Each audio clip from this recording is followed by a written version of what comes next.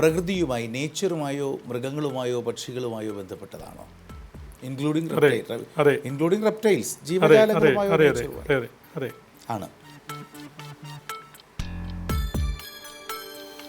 Number 18, specifically മൃഗങ്ങളുമായോ പക്ഷികളുമായോ reptiles അല്ലെങ്കിൽ ജീവജീവികളുമായി ബന്ധപ്പെട്ടതാണോ സ്പെസിഫിക്കായ ശാസ്ത്രം? അല്ല.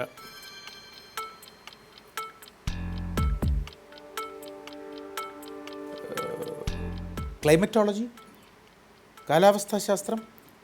കാലാവസ്ഥയുമായി ബന്ധപ്പെട്ടതാണ്, പക്ഷേ കാലാവസ്ഥ ശാസ്ത്രമല്ല.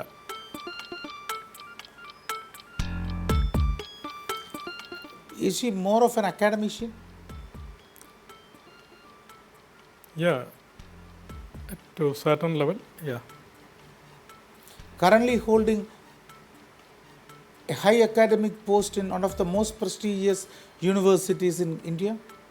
ഇന്ത്യയിലെ ഏറ്റവും മഹത്തായ സർവകലാശാലകളിൽ ഇതിൻ്റെ അക്കാദമിക അധികാരത്തിലിരിക്കുന്ന ആളാണോ? നോ. അല്ല.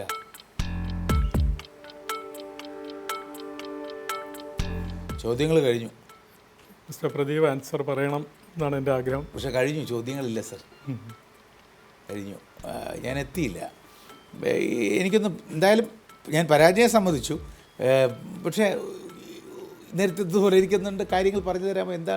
എന്ത് ബൈ പ്രൊഫഷൻ മെറ്റീരിയൽ സയൻറ്റിസ്റ്റാണ്. മെറ്റീരിയൽ സയൻറ്റിസ്റ്റാണ്. കോൺപൂർ IIT പ്രോഡക്റ്റാണ്. Post graduation from Canada. ഇന്ത്യയിലല്ലേ പ്രവർത്തിക്കുന്നത്? ഇപ്പോൾ ഇന്ത്യയിലല്ല പ്രവർത്തിക്കുന്നത്. ഓ. പക്ഷേ ലോകം മുഴുവൻ അറിയുന്ന ഒരു വ്യക്തിയാണ്. ഇന്ത്യയും അവരെ ആദരിച്ചിരുന്നു. അയ്യോ, നമ്മുടെ ഇത് ടെലിവിഷൻ ഷോസൊക്കെ ഉണ്ടോ? ടെലിവിഷൻ ഷോയിൽ ഞാൻ കണ്ടിട്ടില്ല. ഇല്ല. അപ്പിയറൻസസ് നടത്തിയിട്ടുണ്ട് ടെലിവിഷൻസ്, ഇന്റർനാഷണൽ. ഞാൻ ചോദിച്ചത് ഗ്ലോബൽ ടെലിവിഷൻ ഷോസിൽ അവരുടെ ഗ്ലോബൽ ടെലിവിഷൻ ഷോ അതെ ഉണ്ടായിരുന്നു. ഞാൻ കണ്ടിട്ടില്ല. ഗ്ലോബൽ ഓസ്ട്രേലിയയിലാണോ സർ? അതെ, ഓസ്ട്രേലിയയിലാണ്. അയ്യോ, ഓക്കെ. ഇന്ത്യൻ ടെലിവിഷൻ ഷോയിൽ ഞാൻ കണ്ടിട്ടില്ല. ഇന്ത്യൻ ടെലിവിഷൻ അല്ല, അവരുടെ തന്നെ ഷോസ് ഉണ്ട്. ഡെഫിനറ്റ്ലി ഗ്ലോബൽ ഓസ്ട്രേലിയൻ ടെലിവിഷൻ ഷോയിലൊക്കെ ധാരാളം വരുന്നു. ഒരു ക്ലൂ കൂടി പറയാം. ഇത് വീണ എന്തോ ഒരു പേര്, അതുപോലെ ഒരു പേര്. ഒരു പക്ഷേ ഞാൻ അവരുടെ പേര് കൃത്യമായി ഓർക്കുന്നില്ല സർ. ഞാനതിൻ്റെ പാസിംഗ് റീഡിങ്ങിൽ മാത്രം പോയ ഒരു സാധനമാണത്. അവരെക്കുറിച്ച് ഞാൻ വായിച്ചത് അവരുടെ ഷോകളുടെ പശ്ചാത്തലത്തിലാണ്. അവരെക്കുറിച്ച് ഗ്ലോബൽ ഷോ സിൽവിയ ഡി ജനറസസ് ആണ് ഹാൻഡിൽ ചെയ്ത ഷോ ഉണ്ടല്ലോ, സിൽവിയ ജനറസസ് ഷോ എന്ന് പറഞ്ഞിട്ട് നമ്മുടെ ഷിഫ്റ്റിംഗ് പാരഡിംസ് പറയുമ്പോൾ ഇവരൊക്കെ വളരെയധികം കോൺട്രിബ്യൂട്ട് ചെയ്ത് സംസാരിച്ചിരുന്നു ഈ വിഷയത്തിൽ. കഴിഞ്ഞു, മത്സരം കഴിഞ്ഞു. ഞാൻ പക്ഷേ ഞാൻ വായിച്ചിട്ടുണ്ട്, പക്ഷേ അവരിലേക്ക് എത്താൻ മാത്രം ഉള്ള ഓർമ്മകളിലേക്ക്, അല്ലെങ്കിൽ മെറ്റീരിയൽ സയൻറ്റിസ്റ്റ് എന്ന് ചോദിക്കാതെ അതിലോട്ട് എത്താൻ പറ്റില്ല. വലിയൊരു 2 കോൺട്രിബ്യൂഷൻസ് ഉണ്ട്. ഒന്ന് ഗ്രീൻ സ്റ്റീൽ, 2 മൈക്രോ ഫാക്ടറി. അല്ല, എനിക്ക് ആളുടെ മനസ്സിലായി സർ, ആളുടെ മനസ്സിലായി. അവരുടെ ഹസ്ബൻഡും ഇന്ത്യക്കാരനാണ്, ഇന്ത്യൻ വംശജനാണ്. ഒരു കോമൺ നെയിമാണ് അവരുടെ പേര് വളരെ കോമൺ ആണ്. ഞാൻ പറഞ്ഞില്ലേ, ഈ മീര എന്നൊക്കെ പറയുന്നത് പോലെ, മീര, വീണ എന്നൊക്കെ പറയുന്നത് പറഞ്ഞു കഴിഞ്ഞു. പേരിൻ്റെ പകുതി പറഞ്ഞു കഴിഞ്ഞു, പക്ഷേ പേരിലേക്ക് എത്തിയില്ല എന്നേ ഉള്ളൂ. മീര എന്നാണോ പേര്? അല്ല, വീണ. അതെ, വീണ ഒരുപാട് ഇൻ്റർനാഷണൽ അംഗീകാരങ്ങൾ കിട്ടിയ ആളാണ്. അതെ. നമ്മുടെ 2011 നമ്മുടെ ഇന്ത്യ ഗവൺമെൻറ് പ്രവാസി ഭാരതീയ സമ്മാൻ കൊടുത്ത് ആദരിച്ചതാണ്. അയ്യോ, ഞാൻ പറഞ്ഞില്ലേ, എനിക്ക് ആ പേര്, ഞാൻ ഈ പേര് വായിച്ചു പോയപ്പോൾ മനസ്സിൽ വെച്ചിട്ട് ഇതൊന്ന് ശ്രദ്ധിച്ച് ഓർമ്മിക്കേണ്ട പേരാണല്ലോ എന്ന് മനസ്സിൽ വിചാരിച്ച പേരാണ്. എന്ന് പറഞ്ഞാൽ ഇവരെ പേര് ഞാൻ മനസ്സിൽ സൂക്ഷിച്ചു തരുന്നത് നമ്മുടെ ടീസ്റ്റ സെത്തൽവാദിൻ്റെ പേര് പോലത്തെ ഒരു പേരാണല്ലോ. പറയൂ സർ, ഞാൻ വിട്ടു. വീണ സഹജാവാല. എന്താ സർ? വീണ സഹജാവാദ. EVS മാനേജ്മെൻറ്റിൽ അവർ വലിയൊരു കോൺട്രിബ്യൂഷനാണ് ഇപ്പം ലോകത്തിന് നൽകിക്കൊണ്ടിരിക്കുന്നത്. നമ്മൾ നേരിടുന്ന ഏറ്റവും വലിയ ഭീഷണിക്കുള്ള ഒരു ആൻസറാണ് അവർ കണ്ടുപിടിക്കുന്നത്. അവർ ഓസ്ട്രേലിയയാണ് അവർ സെറ്റിൽ ചെയ്തിരിക്കുന്നത്. ഓസ്ട്രേലിയ എക്സ്പാട്രിയേറ്റ് ആയിട്ട് തന്നെയാണ് കൺസിഡർ ചെയ്യുന്നത് അല്ലേ? പ്രവാസിയായിട്ട് തന്നെയാണ്. അവർ ഓസ്ട്രേലിയൻ സിറ്റിസണാണ്. Thank you sir, thank you very much. Veena Sahajwala. Indian Australian inventor. ഓസ്ട്രേലിയയിലെ യൂണിവേഴ്സിറ്റി ഓഫ് ന്യൂ സൗത്ത് വെയിൽസിലെ സയൻസ് ഫാക്കൽറ്റിയിൽ material science professor, university of New South വെയിൽസിലെ തന്നെ smart centre for sustainable materials research and ടെക്നോളജിയുടെ ഡയറക്ടറും ഓസ്ട്രേലിയൻ റിസർച്ച് കൗൺസിലിൽ laureate ഫെലോയുമാണ്.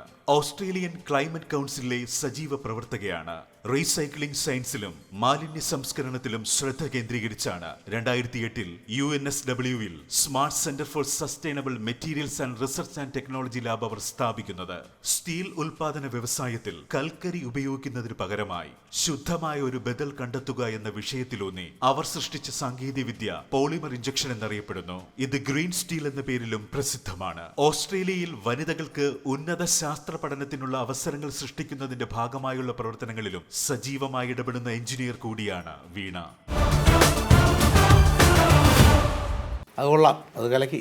Green steel വലിയൊരു concept ആട്ടോ. അത് കോളിനെ റീപ്ലേസ് ചെയ്തുകൊണ്ട് കുറച്ച് ഫോക്കസ് ചെയ്യേണ്ട ഒരു വിഷയമാണ്. 2 മില്യൺ ടയേഴ്സ് ആണ് അവർ പെല്ലറ്റ്സ് ആക്കി മാറ്റിയിട്ട് അയൺ പ്രൊഡക്ഷനിൽ അയൺ മാനുഫാക്ചറിങ്ങിലേക്ക് കോളിന് പകരമായിട്ട് ഈ 2 മില്യൺ ടയർ പെല്ലറ്റാക്കി അത് യൂസ് ചെയ്തു വരും അതിൻ്റെ മാനുഫാക്ചറിങ്ങിന്. അപ്പം കാർബൺ എമിഷൻ ഒരുപാട് തടയാൻ കഴിഞ്ഞു.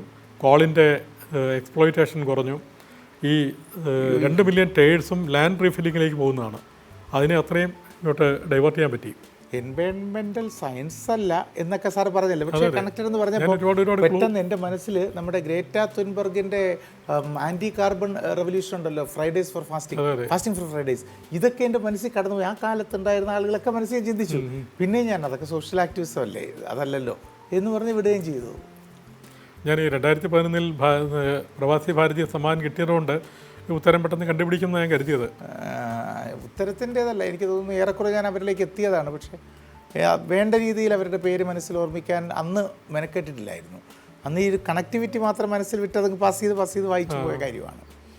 അവരുടെ television show, global television show, അവരുടെ ഇൻ്റർവ്യൂസും അവരുടെ ഷോസും ഒരിക്കൽ അപ്പിയർ ചെയ്തൊന്നല്ല സാർ. ഞാൻ പറയുന്നത് ഗ്ലോബൽ വരുന്നുണ്ട്, പക്ഷേ ഒരുപാട് സാധനങ്ങൾ വരുന്നുണ്ട്. അതിൻ്റെ ലിങ്ക്സ് വരുന്നുണ്ട്, നമ്മുടെ ട്യൂബിലെല്ലാം ലിങ്ക്സ് ഇഷ്ടം പോലെ വരുന്നുണ്ട് അവരുടെ.